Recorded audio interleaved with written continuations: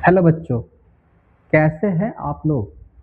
उम्मीद है कि आप लोग अच्छे से होंगे, अच्छे से पढ़ाई कर रहे होंगे। मैं इंजीनियर शाहनवाज आलम। आज हम लोग बच्चों क्लास 12th का फिजिक्स के बारे में अध्ययन करेंगे, स्टडी करेंगे। बच्चों मैंने फिजिक्स का लगभग 8 से 9 वीडियो मैंने अपलोड कर दिया है। यानी हम लोग जो चैप्टर पढ़ रहे हैं रे ऑप्टिक्स के बारे में, ठीक है? उसका लगभग 8 मैंने वीडियो अपलोड कर दिया है, आप उस वीडियो को देख लें। आज हम लोग जो क्लास स्टार्ट करेंगे, ठीक जहाँ तक मैंने ख़त्म किया था, तो ठीक उससे आगे के कंसेप्ट के बारे में हम लोग आज पढ़ेंगे। तो शायद मैंने है ना पढ़ा दिया था, अवतल दर्पण के बारे में मैंने पढ़ा दिया था, यानी कनकेव मिरर के बारे में मैं बता दिया था कि कनकेव मिरर में, अवतल दर्पण में वस्तु को कहाँ-कहाँ रखेंगे, उसका प्रतिबिंब कैसा बनेगा, कहाँ बनेगा, किस प्रकार का बनेगा, ये सब के बारे में मैंने डिस्कस है ना हम कर चुके हैं। आप उस वीडियो को है ना जाके देखें, है ना? और उसका फ़ायदा उठाएँ, कंसेप्ट को सीखें, क्योंकि मेरा मकसद आपको सिखाना है, नाम कमाना नहीं है, ठीक है? फ़ेमस होना, ना होना ये मायने नहीं रखता है मुझे। बस आप मेरे जो वीडियो है उस वीडियो से फ़ायदा उठाएँ, आप कुछ सीखें। अगर आप मेरे वीडियो से कुछ सीखते हैं तो आपको मुझे खुशी होगी कि चलो मैंने किसी को पढ़ाया और मेरे वीडियो से किसी को फ़ायदा हुआ, ठीक है? तो आप अगर आप कुछ सीखना चाहते हैं, वाक़ई में कुछ सीखना चाहते हैं, तो आप मेरे चैनल से कनेक्ट हो जाएँ, जुड़ जाएँ, मेरे चैनल को सब्सक्राइब कर लें, ठीक है? ये है। क्योंकि मेरे चैनल में आपको बहुत कुछ सीखने को मिलेगा, ठीक है? आपको है ना मैं उन टीचरों में से नहीं हूँ, है ना? जो नाच कर, डांस करके, है ना? या कॉमेडी करके, है ना, जोकराई करके पढ़ाते हैं। मेरा सिर्फ़ मकसद आपको पढ़ाना है, ठीक है? आप मेरे कंटेंट देखें, ठीक है? आप किसी से भी कंटेंट मिला लें, अगर उससे कम दिखता है तो आप कहें, ठीक है? तो मैं इंजीनियर शाहनवाज आलम, मैंने आज हम थोड़ा अपने बारे में भी आपको थोड़ा बता देते हैं, ताकि आपको पता हो कि आप जिस टीचर से पढ़ रहे हैं ना, आखिर उसका है ना क्या क्वालिफ़िकेशन है, उसके बारे में जानना चाहिए आपको, ठीक है? मैंने आज तक अपना क्वालिफ़िकेशन के बारे में मैंने नहीं बताया है, ठीक है? मुझे लगा भी नहीं कि बताना चाहिए, ठीक है? लेकिन मेरे दोस्तों का कहना है कि आप अपने बारे में कुछ बताइए, ठीक है? आप ये जानिए मेरा नाम इंजीनियर शाहनवाज आलम है। मैंने दरभंगा इंजीनियरिंग कॉलेज से सिविल ब्रांच में मैंने इंजीनियरिंग किया है, ठीक है? मैंने आईआईटी जेईई मेंस भी निकाला है, आईआईटी एडवांस नहीं निकाला है मैंने, है ना? झूठ बोल के हम आपको नहीं पढ़ाएँगे। मेरा जेईई मेंस में सिलेक्शन हुआ था, बीसीएसई में सिलेक्शन हुआ था, ठीक है? तो मैंने बिहार से ही इंजीनियरिंग किया है, वो भी दरभंगा इंजीनियरिंग कॉलेज से, ठीक है? मेरा जो बिहार में जो दरभंगा इंजीनियरिंग कॉलेज है, वहाँ पे जो मेरा सेशन था, ठीक है? वो मैंने 2015 से 2019 तक वहाँ पे मैंने इंजीनियरिंग का पढ़ाई किया है, ठीक है? क्लास 10th में है ना अपने है ना हाई स्कूल का मैं टॉपर हूँ। और मैंने क्लास 12th में भी जब मैंने है ना आरएमएलएस कॉलेज से मैंने है ना 12th पास किया है, तो वहाँ का भी मैं है ना सेकंड टॉपर स्टूडेंट हूँ, ठीक है? तो ये मेरा है ना एजुकेशनल बैकग्राउंड है, तो आपको पता होना चाहिए। तो मेरा जो ब्रांच है ना इंजीनियरिंग में, तो वो सिविल ब्रांच है, ठीक है? मैंने दरभंगा से इंजीनियरिंग किया है और मेरा जो ब्रांच था, यानी पूरे बिहार में मेरा जो रैंक था, ठीक है? जब मैंने इंजीनियरिंग किया था, तो उसमें 475 रैंक था मेरा। और मैंने एक जीसीएसई एग्ज़ाम होता है झारखंड का, तो वहाँ भी मैंने एग्ज़ाम दिया था, तो वहाँ पे भी मेरा 301 रैंक था, ठीक है? और आईआईटी जेईई मेन भी मैंने निकाला था, लेकिन जेईई मेन्स में मेरा रैंक थोड़ा ज़्यादा था, जिसकी वजह से मुझे सिविल ब्रांच नहीं मिल रहा था, क्योंकि मुझे है ना सिविल ब्रांच नहीं पढ़ना था, लेकिन मुझे कंप्यूटर साइंस ब्रांच मिल रहा था, तो कंप्यूटर साइंस में मेरा थोड़ा इंटरेस्ट नहीं था। मेरा इंटरेस्ट थोड़ा दिलचस्पी जो है सिविल ब्रांच में था, तो इसलिए मैंने बिहार से ही रहकर इंजीनियरिंग करने का है ना मैंने डिसाइड किया, ठीक है? तो उसको मैंने दरभंगा में ही पढ़ाना शुरू किया और पढ़ाते-पढ़ाते मुझे पढ़ाने में ही क्या हो गया, दिलचस्पी लगने लगा, ठीक है? तो मैंने टीचिंग को ही एज़ ए करियर मैंने बना लिया, ठीक है? ये है। तो ये मेरा थोड़ा बैकग्राउंड है, जिसके बारे में आपको पता होना चाहिए, ठीक है? चलिए, अब हम लोग क्या करते हैं, पढ़ाई करते हैं, ठीक है? बहुत सारा बात हो गया, ठीक है? तो बस शॉर्ट में बस मैं आपको इतना ही कहना चाहता हूँ कि अगर आप कुछ सीखना चाहते हैं, ठीक है? तो आप मेरे चैनल से जुड़े और अपने दोस्तों तक है ना इस वीडियो का करें, शेयर करें, ठीक है। ये है, यहाँ पे अब है कि क्या चीज़ का पढ़ाई होगा, आप ये भी जानें यहाँ पे क्या-क्या पढ़ाया जाएगा। तो मैं क्लास 9 से पढ़ाता हूँ बच्चों को, क्लास 9, 10th, 11th, 12th, ये 4 मेरा मेरे यहाँ हम पढ़ाई होता है, ठीक है। और आगे का मेरा प्लान कॉम्पिटिशन का भी है, जैसे कोई बच्चा पॉलिटेक्निक का तैयारी करना चाहता है, आईटीआई की तैयारी करना चाहता है, ठीक है, या बीसीसी एक जो एग्ज़ाम होता है वो करना चाहता है तो, ठीक है, ये है। या आप एक बेसिक होता है ना, एक आईआईटी जेईई का जो बेसिक क्लास होता है, ठीक है, तो उसका भी हम क्लास लेते हैं, ठीक है, ये है। तो क्या मैंने आपको जो अगर बेसिक कमज़ोर है तो आप मेरे चैनल से जुड़े, है ना, आप क्या हो जाएगा, आपका सब कॉन्सेप्ट ठीक हो जाएगा। बस इतना याद रखिएगा, आपको मेरे चैनल पे है ना रटने की ज़रूरत नहीं पड़ेगा, आपको हर चीज़ जो है ना सीखने को मिलेगा, ठीक है, ये है। आपको समझने का है ना, आप हर चीज़ को समझ के क्या करेंगे, पढ़ेंगे, ठीक है। जैसे आप इस वीडियो को देखें, अभी जो वीडियो बन रहा है आप इसको अंडरस्टैंडिंग करें, ठीक है, ये। चलिए, तो आज हम लोग बच्चों पढ़ेंगे उत्तल दर्पण के बारे में, कि उत्तल दर्पण में हम वस्तु को कहाँ-कहाँ रखेंगे, उसका प्रतिबिंब कहाँ बनेगा, कैसा बनेगा, किस प्रकार का बनेगा, ठीक है। इसके बारे में आज हम लोग पढ़ेंगे, ठीक है। और टॉपिक लिखिए आप लोग, टॉपिक है उत्तल दर्पण, उत्तल दर्पण के द्वारा, उत्तल दर्पण के द्वारा बना प्रतिबिंब, उत्तल दर्पण के द्वारा बना प्रतिबिंब, यानी image formed by convex mirror, ठीक है, image form by convex mirror. तो बच्चों आज हम लोग पढ़ेंगे image form by convex mirror, यानी उत्तल दर्पण के द्वारा बना प्रतिबिंब। यानी उत्तल दर्पण में आप वस्तु को कहाँ-कहाँ रखेंगे कि उसका प्रतिबिंब कैसा बनेगा, इसके बारे में आज हम लोग अध्ययन करेंगे, ठीक है। तो सबसे पहले यहाँ देखिए, यह है आपका उत्तल दर्पण।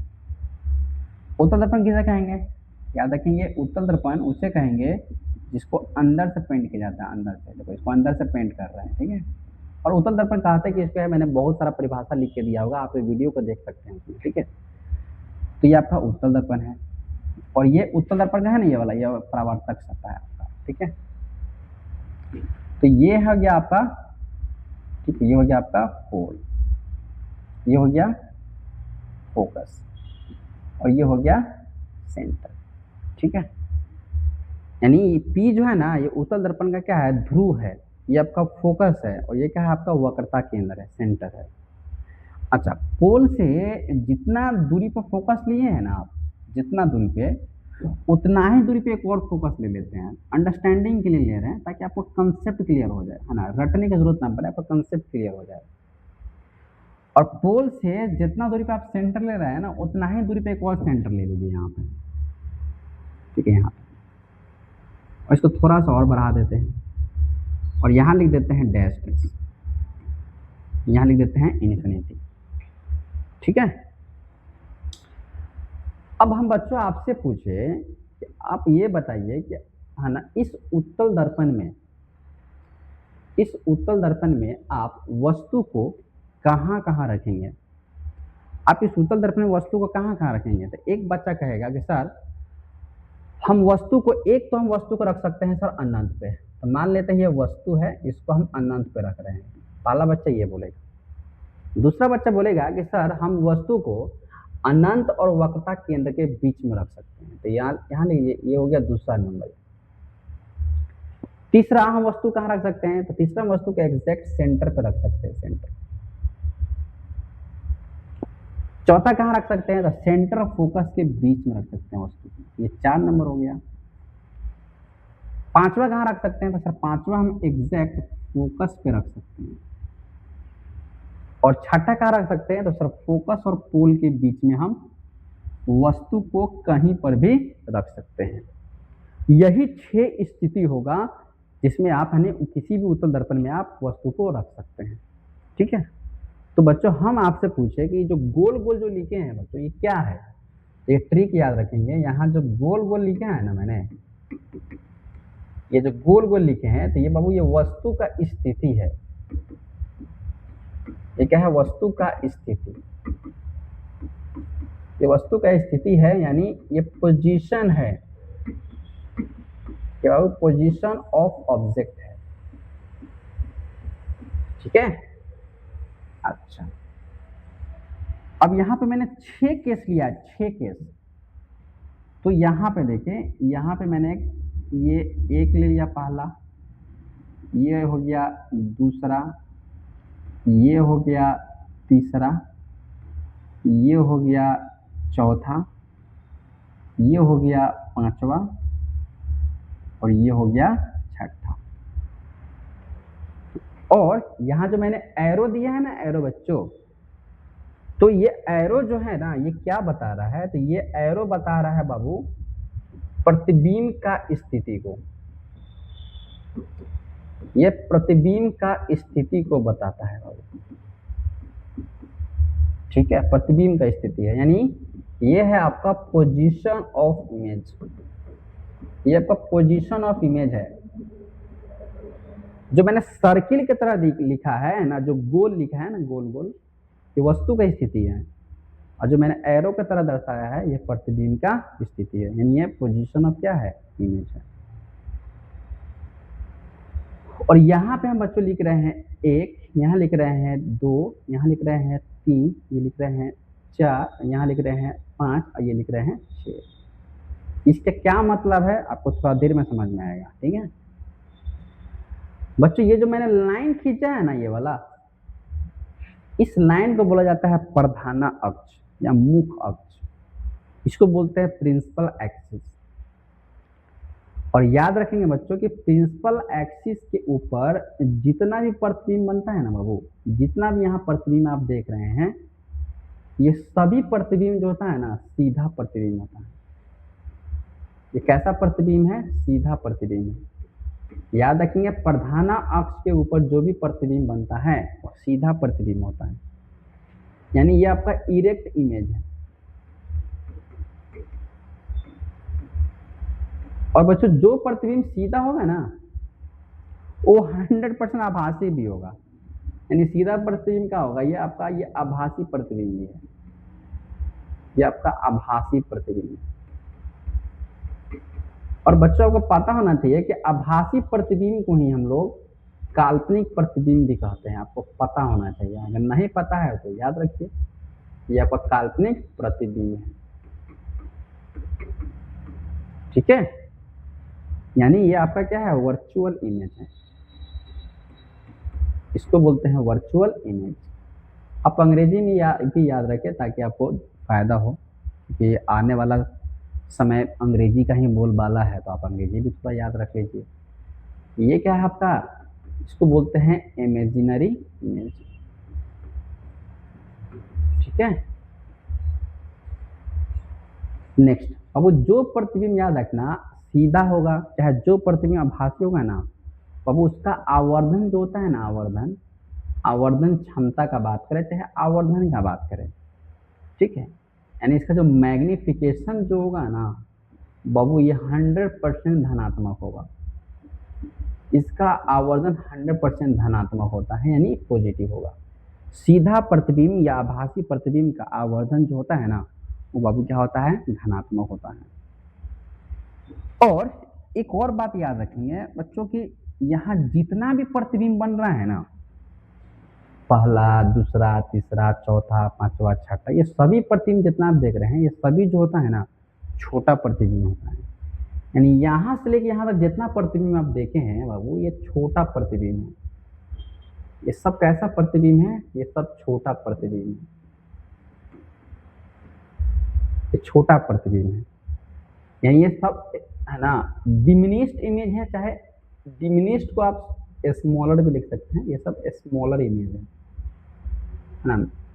या तो आप डिमिनिश्ड याद रखेंगे चाहे स्मॉलर इमेज याद रखेंगे, लेकिन फोकस पर जो प्रतिबिंब बनता है ना बच्चों, ये जो फोकस देख रहे हो, तो फोकस पर जो प्रतिबिंब बनता है ये सबसे छोटा प्रतिबिंब है। जो फोकस पर जो प्रतिबिंब बना है ये सबसे, यानी दूसरा, तीसरा, चौथा है तो सब 6 छोटा प्रतिबिंब, लेकिन सबसे छोटा प्रतिबिंब कहाँ बनता है? तो फोकस पे। ये सबसे छोटा प्रतिबिंब है, ठीक है, ये सबसे छोटा प्रतिबिंब है। यानी ये आपका स्मॉलेस्ट इमेज है। अब बात करो सर कितना छोटा, कितना छोटा, तो बाबू ये बिंदु आकार का प्रतिबिंब होता है, बिंदु आकार का, बिंदु आकार का प्रतिबिंब।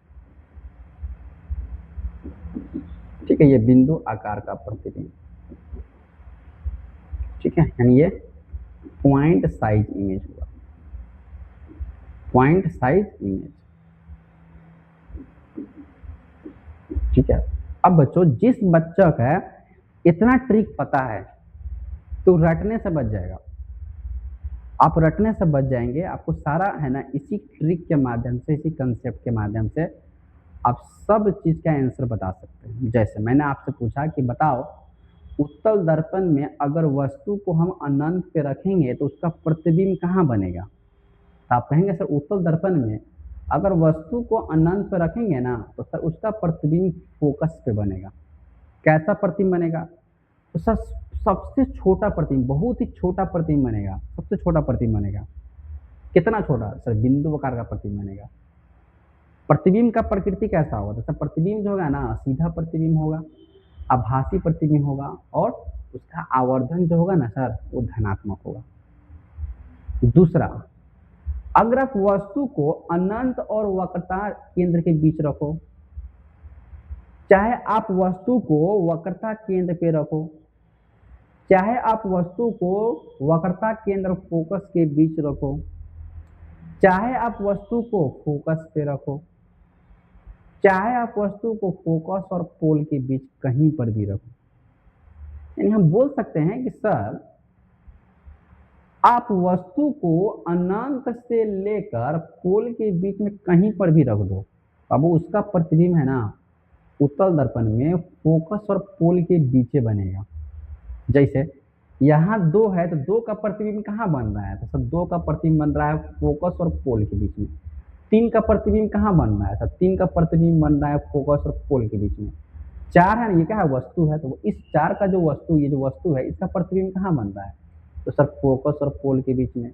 वस्तु फोकस पर है तो उसका प्रतिबिंब कहाँ बन रहा है, सर फोकस और पोल के बीच में। छठा जो वस्तु है तुम्हारा इसका प्रतिबिंब कहाँ बन रहा है, तो फोकस और पोल के बीच में।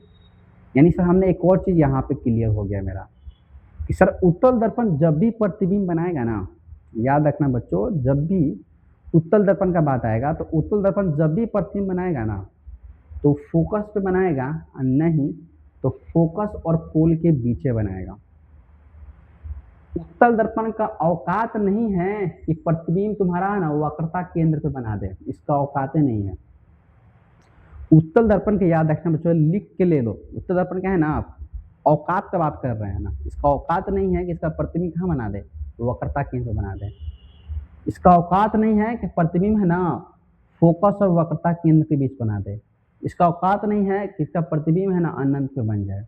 बाबू जब भी प्रतिबिंब बनाएगा ना तो या तो फोकस पे बनाएगा और नहीं तो फोकस और पोल के बीच में बनाएगा। अब फिर यहाँ पे बात आ जाता है, सर फोकस पे कब प्रतिबिंब बनेगा, तब बाबू फोकस प्रतिबिंब बनेगा जब वस्तु तुम्हारा अनंत पर होगा। और फोकस और पोल के बीच कब बनेगा, तो तुम पोल से लेकर अनंत के बीच में कहीं पर भी वस्तु रखो, तुम कहीं पर भी है ना, यानी उत्तल दर्पण में किसी निश्चित दूरी पर तुम कहीं पर भी रख दो, उसका प्रतिबिंब जब भी बनेगा तो फोकस और पोल के बीच बनेगा। ठीक है, ये बात आप दिमाग में सेट कर ले। नेक्स्ट पॉइंट याद रखना है कि बाबू यहाँ से एक और बात पता चला कि सर यहाँ उत्तल दर्पण मैंने देखा कि सर ये केवल सीधा प्रतिबिंब बना रहा है, तो याद रखना बाबू उत्तल दर्पण जब भी प्रतिबिंब बनाएगा ना सीधा प्रतिबिंब बनाएगा, इसका औकात नहीं है उल्टा प्रतिबिंब बनाने का। उत्तल दर्पण जब भी प्रतिबिंब बनाएगा तो बाबू आभासी प्रतिबिंब बनाएगा, चाहे काल्पनिक प्रतिबिंब बनाएगा, इसका औकात नहीं है वास्तविक प्रतिबिंब बनाने का। उत्तल दर्पण का आवर्धन जो होता है ना हमेशा धनात्मक होता है, इसका आवर्धन कभी नेगेटिव होता ही नहीं है। और ये भी याद रखना जो प्रतिबिंब है ना छोटा होता है ना, छोटा, तो बाबू छोटा प्रतिबिंब का याद रखिएगा, छोटा प्रतिबिंब होगा ना, अगर प्रतिबिंब छोटा है तो बाबू उसका आवर्धन जो होता है ना, आवर्धन ये हमेशा 1 से छोटा होता है, छोटा प्रतिबिंब का आवर्धन हमेशा 1 से छोटा होता है। ठीक है, तो इतना आप याद रखेंगे। अब इसी बात को क्या कर लीजिए, आप लिख लीजिए, लिख के है ना दिमाग में सेट कर लीजिए। ठीक है, तो हम नेक्स्ट पेज में आते हैं। तो हम नेक्स्ट पेज में बच्चों एक तरफ लिखते हैं, एक तरफ हम लिखते हैं वस्तु का स्थिति, ठीक है। एक तरफ हम लिख रहे हैं वस्तु का स्थिति, यानी एक तरफ लिखेंगे हम position of object, position of object, वस्तु का स्थिति। फिर लिखेंगे एक तरफ लिखेंगे प्रतिबिंब का स्थिति, प्रतिबिंब का स्थिति, यानी यहां लिखेंगे position of image, position of image, position of image. एक तरफ लिखेंगे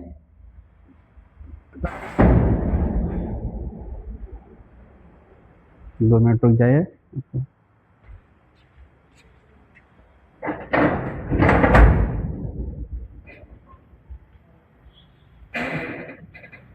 कोई है कहाँ?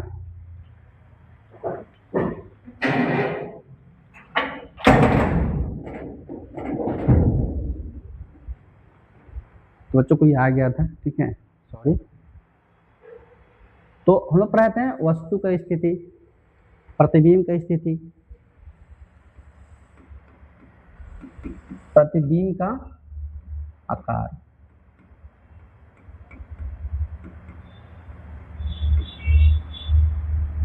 प्रतिबिंब का, प्रतिबिंब का, प्रतिबिंब का प्रकृति, प्रतिबिंब का प्रकृति। और एक तरफ लिख लीजिए आवर्धन, ठीक है, आवर्धन। यहां लिखेंगे size of image, size of image. यहां लिख लीजिए nature of image, nature of image. यहां लिख लीजिए मैग्निफिकेशन, मैग्निफिकेशन, ठीक है। थोड़ा इसको छोटा कर देते हैं ताकि आपको सब कुछ दिखाई दे, ठीक है। थोड़ा सा इसको छोटा कर रहे हैं ताकि आपको पूरा दिखाई दे। चलिए अब हम लेते हैं यहाँ पे पहला केस। पहला केस बच्चों लेंगे, आप यहाँ पे देखिए, हम वस्तु कहाँ रख रहे हैं? अनंत पे। जब वस्तु को अनंत पर रखेंगे तब पहला केस आएगा इसमें, जब वस्तु कहाँ हो? अनंत पर। जब वस्तु कहाँ हो? अनंत पर, यानी एट इंफिनिटी। जब वस्तु कहाँ हो? अनंत पर, एट इंफिनिटी। दूसरा केस क्या होगा? तो दूसरा केस होगा कि जब वस्तु को अनंत से लेकर पोल के बीच कहीं पर भी रख दो। याद रखेंगे उत्तल दर्पण में दो ही केस आता है, 6 केस नहीं आता है। क्या अगर 2 पे रखो, 3 पर रखो, 4 पर रखो, 5 पर रखो, 6 रखो, इस सबका प्रतिबिंब कहाँ बनता है? फोकस और पोल के बीच में, ठीक है। इसलिए आप याद रखेंगे कि हम दूसरा केस क्या होगा? तो अनंत से लेकर पोल के बीच। दूसरा लिख लेते हैं अनंत से पी के बीच, ठीक है, यानी बिटवीन इंफिनिटी एंड या किसी निश्चित दूरी पर, किसी निश्चित दूरी पर, किसी निश्चित दूरी पर, डिफिनिट डिस्टेंस, ठीक है, किसी निश्चित दूरी पर हो, ठीक है। 2 मिनट रुक जाइए। आइए मकसूद भाई,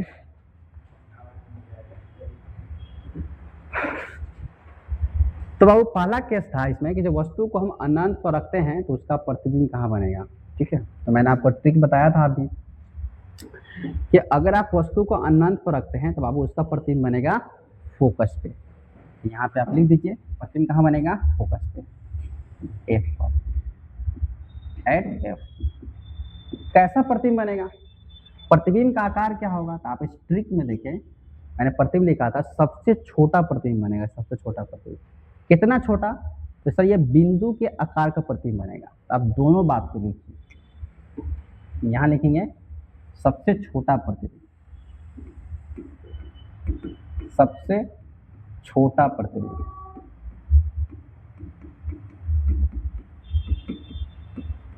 यानी स्मॉलेस्ट इमेज याद रखिए, स्मॉलेस्ट इमेज। और इसी को आप हाईली डिमिनिश्ड इमेज भी याद रखेंगे, हाईली डिमिनिश्ड इमेज। ठीक है, अब जगह नहीं है इसमें तो यहाँ पे याद रखेंगे कि बिंदु आकार का भी प्रतिबिंब बनता है। ठीक है, अब आता है कि सर प्रतिबिंब का प्रकृति कैसा होगा, तो आप यहाँ देखिए प्रतिबिंब कैसा बनता है। तो प्रतिबिंब बनता है सीधा और आभासी।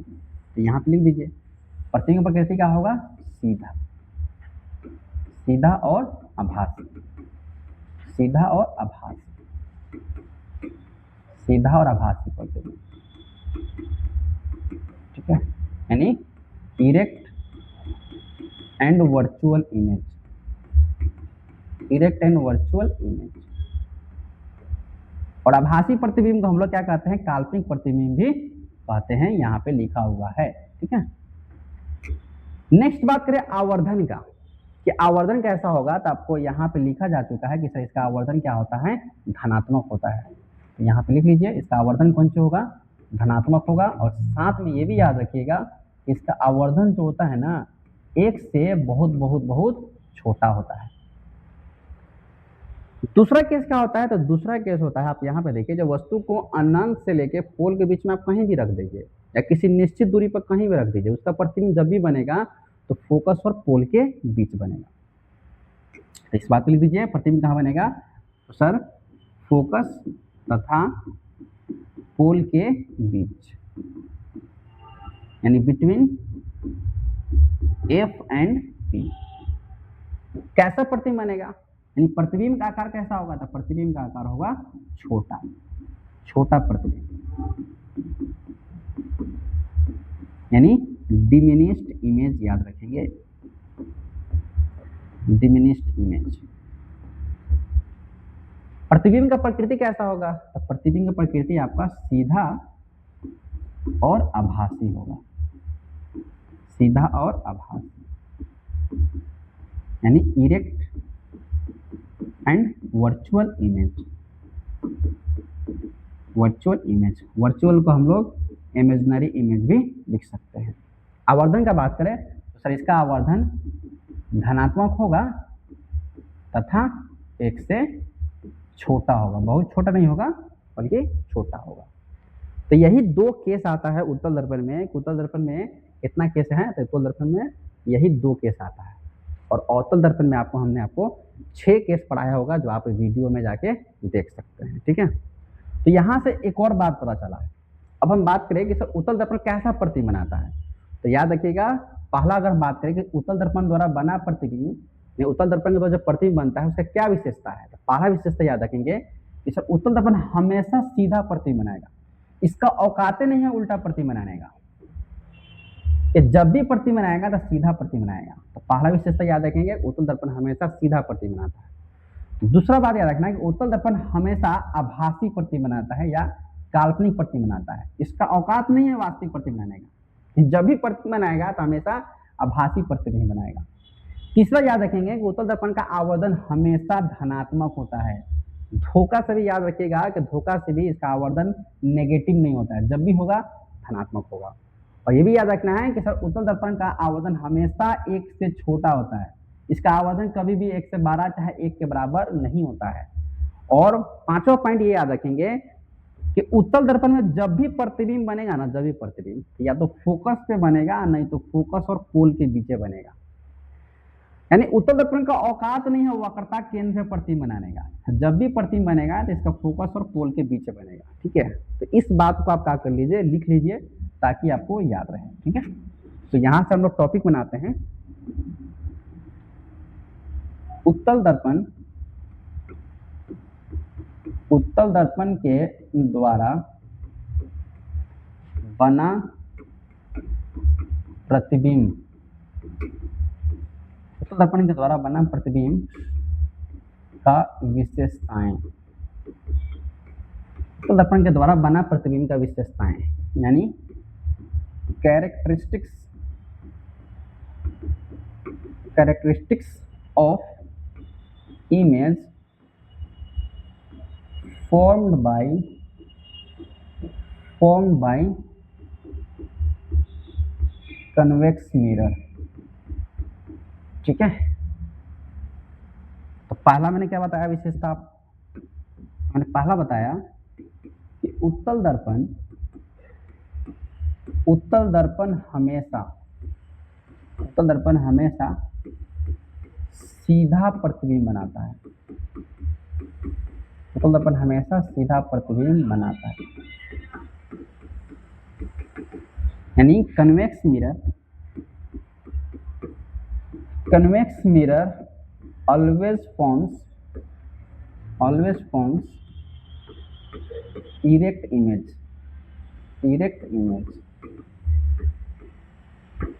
दूसरा पॉइंट याद रखेंगे, उत्तल दर्पण हमेशा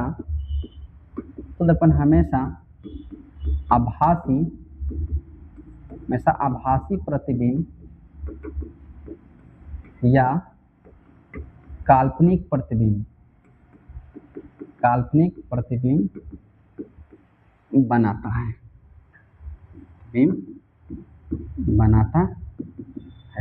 ठीक है, यानी convex mirror always forms virtual image या इमेजिनरी इमेज। हमेशा याद रखेंगे छोटा प्रतिबिंब बनाता है। तो लिखिए उत्तल दर्पण हमेशा छोटा प्रतिबिंब बनाता है। उत्तल दर्पण हमेशा छोटा प्रतिबिंब बनाता है। कन्वेक्स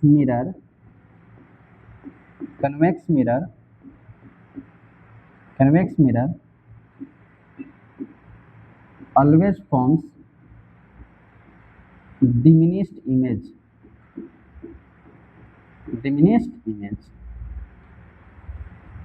चौथा, उत्तल दर्पण का आवर्धन हमेशा धनात्मक होता है, यानी magnification of convex mirror is always positive. ठीक है, नेक्स्ट बात करें पांचवा, तो उत्तल दर्पण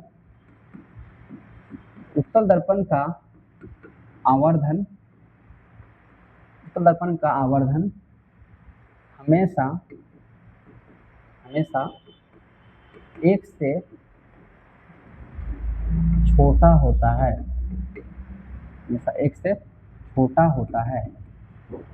यानी magnification of convex mirror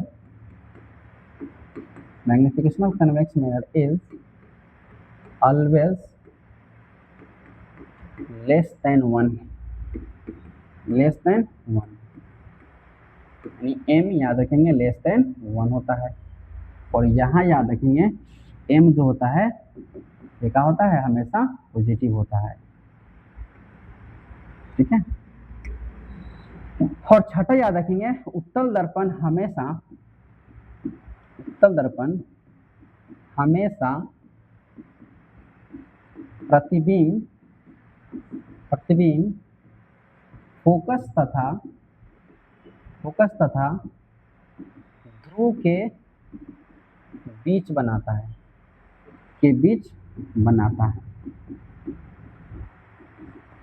convex mirror always forms image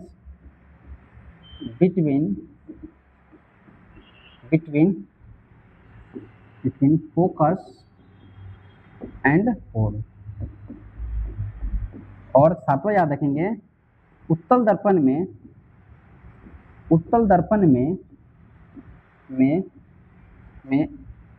फी जो होता है ना, एफ से फी जो होगा, फोकस दूरी से क्या होगा, या तो छोटा होगा या उसके बराबर होता है, यानी शुद्ध दर्पण में क्या होता है,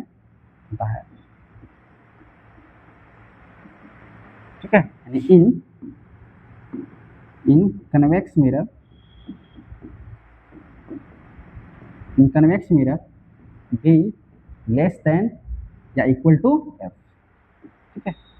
तो ये आप 7 विशेषताएं याद रखेंगे किसके बारे में, कन्वेक्स मिरर के बारे में, ठीक है। तो बच्चों, है ना, उम्मीद है कि आपको ये क्लास समझ में आया होगा, ठीक है। अगर आपको ये क्लास में थोड़ा सा भी दिक्कत हुआ होगा तो आप इस वीडियो को 2 से 3 बार देखें और कंसेप्ट को समझने की कोशिश करें, ठीक है। और आपको अगर क्लास अच्छा लगे तो अपने दोस्तों को क्या करें, इसको शेयर करें, और चैनल को अगर अच्छा लगे तो सब्सक्राइब कर दें, और अच्छा ना लगे तो मत करें, ठीक है। और एक और बात आपको बताना है कि मेरा एक, है ना, मेरा एक ऐप है, ठीक है। मेरा एक ऐप है,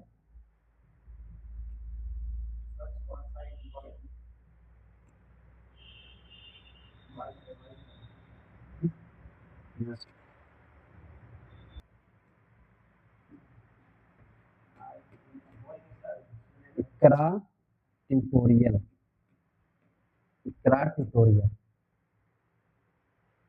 तो बच्चों, ये मेरा ऐप है, ठीक है। ये जो है ना मेरा ऐप है, आप इस ऐप को डाउनलोड कर लें, ठीक है। और क्योंकि अधिकांश वीडियो,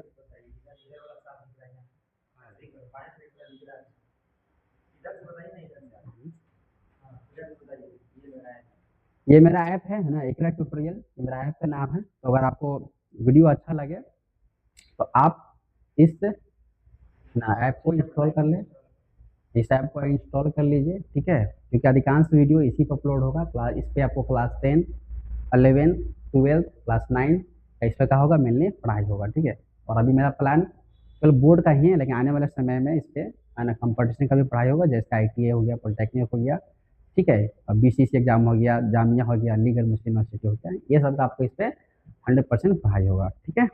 ओके, फिर मिलेंगे नेक्स्ट क्लास में। जय हिंद, जय भारत।